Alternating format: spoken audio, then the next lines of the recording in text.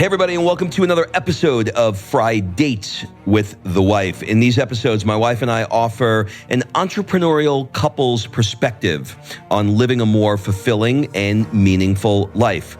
We share our little humble opinions and hopefully make you laugh as we navigate the ups and downs of being entrepreneurs and parents. And speaking of fulfillment, if you want to hire me as your coach, head over to robshowcoach.com, fill out an application, and we'll jump on a call to see if we are a good fit to help you create and design your dream life and business. That's robshowcoach.com. Before we get into today's Fri-Date episode, our next Work Hard, Play Hard mastermind event will be in Dubai and Abu Dhabi for the F1 race on November 16th to the 19th. These trips are designed to get you out of your day-to-day, around some amazing entrepreneurs, and provide bucket list experiences that will have you coming home re-energized to grow your business and bring your life to a whole new level. Head over to workhardplayhardexperience.com and fill out an application. Okay, let's jump into today's episode.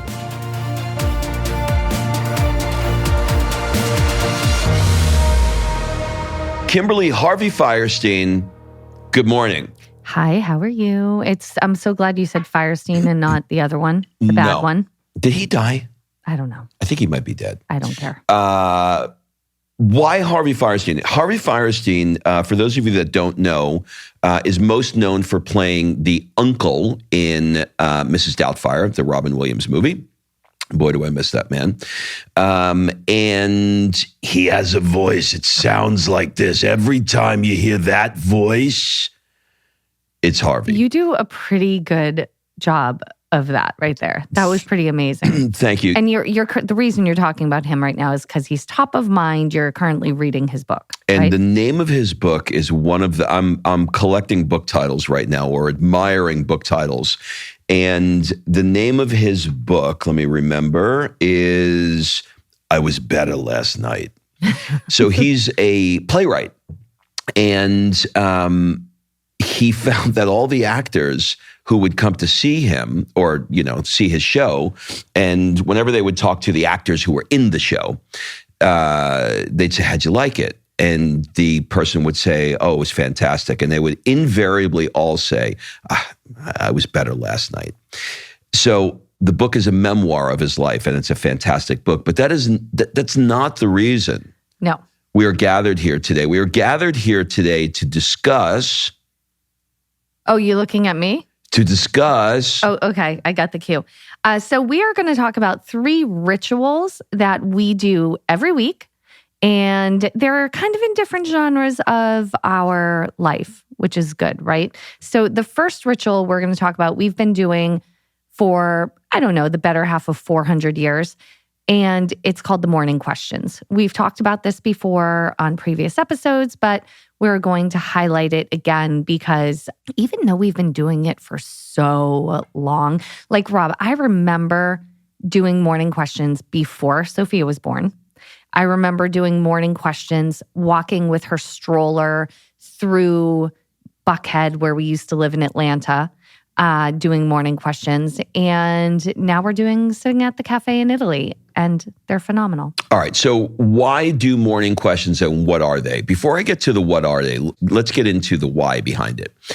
If you've listened to Joe Dispenza before, you'll understand his philosophy that we 99.9% wake up and do the exact same thing we did yesterday. We think the same thoughts. We wake up, we feel good, but within 10 minutes, we're like, oh, I'm supposed to be upset about this. I'm supposed to be worried about that. Oh, I got this thing going on. And before you know it, you are reproducing exactly what you did yesterday. You get that great restart, that great sleep, but before long you do it. So these morning questions are designed to help interrupt that pattern so that instead of bitching and complaining about the stress and anxieties that are going on in your life, you focus on things that are going well. And it's a bit of a challenge because, if you're anything like me, you want to talk about how awful everything is, right? And you want to talk about what a challenge everything is in your life. I get that from my mother. How busy you are. How busy I am. You can see that that's a personal one Kim and I battle. And these questions force you to start your day in a different place. That's number one. Number two, particularly, I know there's a lot of couples that listen to the show, and we're fucking busy as people, you know? We got a lot going on. I got to get to the dry cleaner. I got to get to the kid. I got to go to work. Back to busy. Back to busy, right? I got to get back to busy. I never heard that. That's good. And it's really easy to get disconnected from your spouse in as far as what they're thinking, what's on their minds. And before you know it, 15 years goes by and you don't know the person across the table from you anymore, right? No, I had a beautiful conversation with your aunt, and she's been married a long time, and she's had a bunch of kids and stuff, and she just did a road trip with your uncle, and she said we really reconnected and we rekindled. We were afraid being locked up in an RV for a couple of weeks. We were going to kill each other, but we didn't, and I think it's a 50-50 shot. When the kids leave the house, you look at each other, go, who the fuck are you? Let's get divorced. Right. Do you know what I mean? Like, we don't even like each other anymore. We don't know each other. So these questions are designed to mitigate against the inevitable separation mentally and emotionally that happens through busyness. So if you're solo and you don't have a partner, they're a good check-in for yourself. And if you have a partner, it's a good check-in for yourself, but also they begin to facilitate conversations. And we're going to tell you about the questions in a second, but they're really basic. They're really not that complicated. But I often, when Rob and I do it, we'll get to the second or third question, and it's like Pandora's box. There are some days we just bullet through the questions and all is good. And then there are other days that one of those questions will spark a deeper conversation. So it's not necessarily just trying to bullet through the questions. It's where's my headspace in these different areas, and us really connecting and understanding that about each other, because it helps us, I didn't know you were feeling that way. Let's talk about that, and sometimes you need that provocation, I don't know, to be able to spark these conversations. Yes, and even more than that, what I find interesting is to see what is top of mind for the other person as well as yourself. So this is one of those things where these are great questions to ask of yourself. And for me, it's even better to do it relationally. So Tony Robbins, we didn't even give him credit. Tony Robbins is the one who came up with these. And again, they're not really simple. You're going to listen to this and you're going to be like, these are the magical questions. There's 7 questions, and they will seem to you to be, as Kim said, very simple. But I want you to notice the nuance in each of the questions, because it's easy for you to say, didn't you just ask me that? But there is a slight nuance if you really step into the question and try and answer it. Okay, so with that really fucking long introduction for these questions, I think what's a good way for us to do this would be for me to... Let's just alternate questions and answer them. All right, and we'll do it. Let's do it as briefly as we can, because I think it may be boring for you to listen to it really long. So usually though, you typically go through all the questions for me. You read them to me, I answer them, and then I read them to you and you answer them. That's how we play the game. So what we're about to do now, where we're alternating questions, is not how we play the game. That's what I'm just... All right. So these will be all linked in the show notes below. And it's very important that there are 2 sub-questions that are associated with each question. It is very important that you ask those sub-questions. All right. So the first one is, what are you Thank you. most happy about in your life right now? I am most happy that I get to live every day in Italy, walking these cobblestone streets. What about that makes you happy? It is the daily interaction with the characters, I'm going to call them characters, that I encounter, the butcher, the baker, the candlestick maker, the Cosimo Medici that walks by with his glasses half down his face and in a killer tan by April. I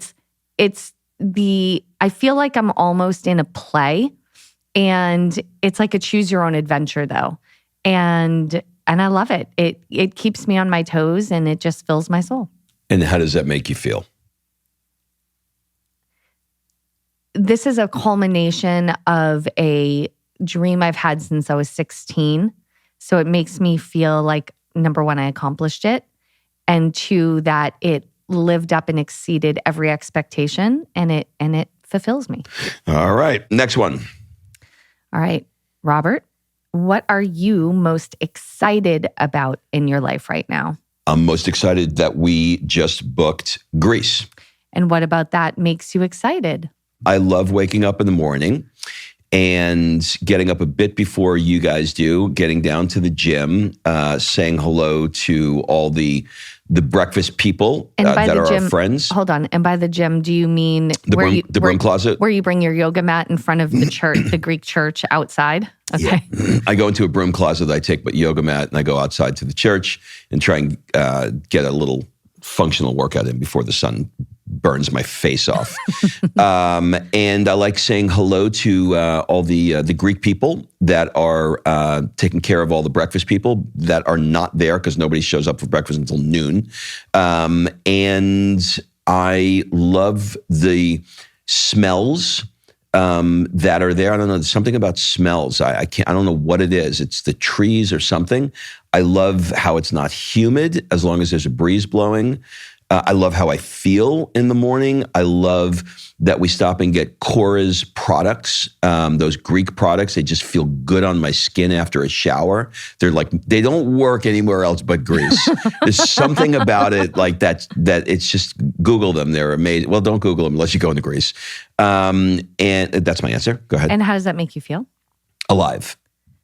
All right. Number three. What are you most proud of in your life right now? Right now, I am most proud of Sophia and how she showed up to run at the biathlon yesterday. She had never run 200 meters. She didn't even know what 200 meters was, but she was so excited. And she showed up. And when I saw most of the kids running out of steam and kind of barely walking, like shuffling towards the end, I was worried for her, but she powered through and she finished it. And I was so proud of her. And what about that makes you proud? Because in that moment, I learned that she's not a quitter. And how does that make you feel? Like she's not a quitter. Okay. Sometimes, and you'll see as you do these, sometimes you're like, she answered the second part of the question in the first part because she's now a trained SEAL and she knows exactly what's coming. Yeah. What are you most grateful for in your life right now? Okay. So this one here, this is tricky. Hit the word most in these questions hard because as soon as she asked me that question, 20 things came to mind. So most grateful. But isn't that a beautiful problem? It's a great problem. What am I most grateful? I am most grateful for our family's health. And what about that makes you grateful? I mean, like if you don't have it, like what the fuck do you have? How does that make you feel? Grateful. Sometimes you're going to hit a road mark. Sometimes you'll answer it differently and sometimes you'll get there. But you know what? It makes us laugh every time. You ask. All right. Next one for Kimberly. Number five. What are you enjoying most in your life right now? I am enjoying sunset. Every day, if you follow me on Instagram, pretty much every day, I post our sunset because there is something about how magical Mother Nature is that this beautiful sun, and there is something about the Tuscan sun, how it goes from bright to yellow to orange to red, and it dips over the bridges and behind the mountains in Tuscany. And there's just something about it. And in particular, the home we live in right now in Italy, we live on the Arno. So the sunset is so spectacular. And we're only here one more month. And so I want to soak in every single sunset. Okay, so now you'll hear that she answered that in great detail. She already answered the second question, which is, what about that are you enjoying? So it's not necessary to ask it again because she's now starting to get trained that she knows it's coming next. So she's compiling them together. The last part of the question is, how does that make you feel? Alive. Okay, number six. What are you most committed to in your life right now? That's a good one. That's a great one because it really lets your partner know or you figure out. I am most committed to writing a book. I love that. And what about that makes you committed? That I feel like I have something to say, although I don't know what it is. Literally just went to take a sip of water. I can't wait till you read this book. That's going to be my favorite part. I feel like I have something to say, and I'm discovering what that is right now. Oh my God. This has to be actually written into your book. I do. I feel like I have something to say. That something that I have to say is loosely around it. It absolutely kills me to see people in never-ending struggle that isn't making them happy. Like there's one thing to be in struggle in pursuit of a bigger thing that they really, really want and that brings them alive. And you probably wouldn't even call that struggle. But when I see people that are just unhappy, and I know that there are things that they can do to live a life of more fulfillment, it kills me. So the book, I feel or hope, will assist them. And how does that make you feel? It makes me feel, I don't think this is a word, but contributory. Okay, very good. Last question number 7. Who do you love and who loves you? Okay, well, that's questionable right now. Who do you love? I love you.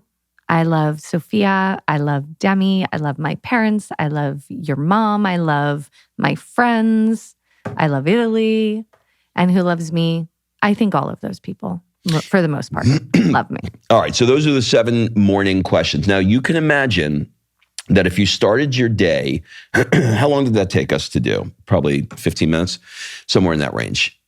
We had to go through a lot of explanation. We had some fun around it. Do we do it every morning? No. Do we do it at least once a week? Yes. And I would say on average over the years, depending upon where we are in our life and what's going on, it might be as much as 2 to 3 times a week. So I would suggest that you do this in some form of a ritual. It could be if you take a walk together at the end of the day or at the beginning of the day, or if you have coffee in the morning, wherever that window is. And if you don't have that window with your spouse, create one. Try and find a way to figure out how to do it. And if you're entrepreneurial enough, if you're aggressive enough, if you're, what's the word I'm looking for, creative enough, you can find a way. Well, so on that, just real quick, you were working in the clinic after we had Sophia, and you would leave at like 6:30 in the morning, 7 in the morning or whatever. And we were looking for a pocket. And so what we figured out is I could get up early, throw her in the baby carriage, and we could go for a walk together to do it at least once a week to get it done. We did. And then we would do it like on Saturday, as a second day. So now also what you could do with these is it doesn't have to be what is in your life right now. It could be future manifestations. So like when you think of excited, like I remember you making me have this vision of walking around Buckhead with the stroller and thinking about this. And when you asked what was I most excited about while we were taking the walk, we would be talking about traveling, taking 4 months traveling in Europe. We would be talking about living in California or whatever it was. So the excitement can actually move into a manifestation. It doesn't have to be like if you don't have, a whole lot of exciting things in your life right now. You want me to talk? You want me to handle it? Okay. All right. So that's the first ritual that we do each week. The second ritual is more recent. The second ritual is called date day. So I can't remember if we've talked about this before, to be honest, but it's possible. So forever we've had a date night, and that's very common for couples to have this once a week or once a month date night, whatever it is that you do. We decided, well, actually, the irony is, I think this subject came up during a morning questions, and we decided to switch or add a date day because I sort of felt like date night is, we get a babysitter, we go to dinner, and it's a meal. And although you can have more conversation when you don't have the third person little munchkin that says mommy, mommy every 6 seconds, and you can get full sentences out, even though you have that at a date night, there's something about spending an afternoon together doing an activity that hits different. And so I was really missing spending time during the day and having conversations and doing experiences with my husband. So I think one morning at Morning Questions, this kind of came up somehow, and we decided to institute a date day. And so we'll do something, we'll mark out, let's call it 4 hours, and we'll go do something together. We'll go walk around the Boboli Gardens, or we'll maybe just putz our way through a museum. We're not taking an art class. We're not, with our art tour guide that we do, those things don't really count. We're just mindlessly and in a fun way doing something that is different than our typical day routine. And then we usually go to a lunch during the afternoon, have a glass of rosé, and it somehow just hits so different than a date night. Look, every time that you start something like this, you're not going to have it down pat. It's not going to be perfect. So it could be that you are able to say, I can't do a full date day, but I can do a date hour. I can do a date 2 hours. There's something magical about doing it during the day. It's a little different. It's a little more surprising. It's a little bit more, holding hands on a Wednesday morning as opposed to, Wednesday night when you have your date night. There's just a little creative aspect about it that feels differently. And particularly when you're doing it with some activity like walking through a garden or going to a museum, it just feels differently. And if you're working a full-time job, obviously we have massive flexibility in what we do. But if you're working a full-time job and you have that hour break, even if it's once a week that somehow you guys, you and your partner can meet up, connect, and do a picnic, in a park, just something that's out of the norm, I think really is fun and it's interesting. And if you do have more flexibility in your schedule, doing different activities, I think is fun. So. All right. Number 3. And number 3 is dinner 5 questions with Sophia. And we do this at dinner. So Rob was seeing that we'd get to dinner and Sophia would be bored or, begging for an iPad. Sort of. That's not how it started. The way it started was she came home from school one day and I said, how was your day? And she went, fine. And she walked away.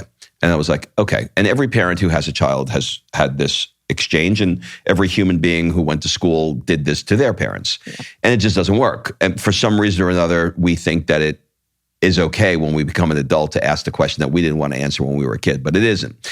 And so the best source for me of information is TikTok. And I watched a TikTok from a dad who said, stop asking your kids how their day is at school. Instead, do this. You know how they have that kind of vibe, right? So he said, instead, ask them questions that are weird. Who's the kid on the bus that farts on the school bus? And you can get as creative as you want with these questions. Who's the kid that's the teacher's pet? Who's the one that runs the fastest? You have to meet them in their world. And it's not just about other kids at school. It's also you do teachers, anything you want. But give the kind of elevation of this, or evolution. I'm sorry, of this, because you went from kid questions to teacher questions, and now you're doing observational questions.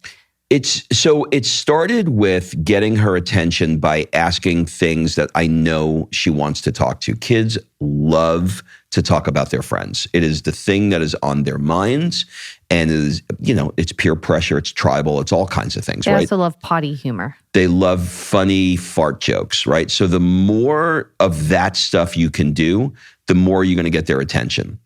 There's also a little bit of a dangling hook. And so instead of doing those questions after school, we do those questions before we eat. Now, the dangling hook is Kim and I would also like to have a conversation, and we can't have a conversation when she is antsy at the end of the day, and she wants a little, she wants to do something herself. So we'll bring an iPad after this ritual is done, and we will hold it as hostage. And we'll say, okay, 5 questions first, which what we're really doing is milking as long as we can with her to facilitate conversation. Now, sometimes at the end of those 5 questions, she'll say, I don't want my iPad. Ask me more. Ask me bonus questions. And sometimes she'll just forget about it entirely, and we'll just go into a whole conversation about something that was triggered during that conversation. Or sometimes she'll say, I want to ask you a question now. Okay. So it is a icebreaker for a 7-year-old. I mean, I don't know how it's going to work at your next dinner date with your friends, but I think it's a really good one for kids. No, but I think it's great. And so you start with you started with questions for kids, right? Or about her friends and her school day in an interesting, fun way. You asked questions about her teachers. Which teacher do you think dances the best? And what do you think your teacher's Which teacher would color? Be the weirdest to see outside of school? Yeah, things like that. And then now, because he's asked all of these questions, we do this every dinner, he's doing observational questions. Like last night, she was sitting there and he said, you can't turn around, but what is the object sitting behind you? And it's teaching her to be very observant, and it's interesting. Or they'll play, look at this painting on the wall, and I'm going to ask you questions about it, and then she has to close her eyes and he asks questions. And they're games, and they're fun, and they're interesting, and they're observational and about friends. And like you said, what I love is when the questions, like our morning questions, end up evolving into some greater conversation. And it's really a beautiful thing. And then there are nights where we sit down and she goes, okay, now I'm asking you 5 questions. And it's great to see what's on her mind and what she wants to know about us. Like this morning we woke up and, all of these things all of these rituals we're giving you are things that we also include her in often. And at night before she goes to bed or in the morning, I'll ask her, what are you most grateful for? What are you most excited about? And what are you most proud of? So like an abbreviated version of the morning questions we talked about. And this morning we were laying in bed and Sophia came into bed with us and she said, okay, Daddy, 3 things you're most grateful for, 3 things you're most excited about, 3 things you're most proud of. And then Mommy, you're next. And then she asked me and then we asked her. And that would not happen if we weren't, 1, consistent doing it, and 2, if we didn't share this with her, this type of personal development, let's call it, with her. And I've been trying to do a reel about this for like 100 years and it just never comes out right. But, as a 43-year-old person, when I think about what I've learned in my adult life in personal development, I didn't start personal development until I met you. So let's call it 25 years old, okay? So personal growth started for me at 25 to 43. I have a lot of tools in my toolbox now. If I had a third of those tools when I was a child or a teenager, I just think about how less stressed I would be, how I probably would have a bit of a different outlook on life. I would have ways to help my friends. And I think there's so much value in sharing these tools that we learn in our personal growth journey with our kids. And this morning was a beautiful representation of that, where she came in, she provoked the questions, and she's fully engaged in it. It's great. That's great. These are the 3 rituals we have. So just to recap, Tony Robbins' morning questions, you'll see them in the show notes, date, and our Sophia 5 questions at dinner. There you have it, everybody. Have a great day, and we'll see you next week. Bye-bye. All right, thanks for listening. If you love this episode and you know someone that needs some help in either stepping up their work hard game or their play hard game, it would mean the world to me if you shared this podcast with them to help me get this movement out there. So if you like what you heard, head on over to iTunes, take 30 seconds, and leave me a 5-star review, and I will be forever grateful. So until the next episode, excuses are over. It's time to live.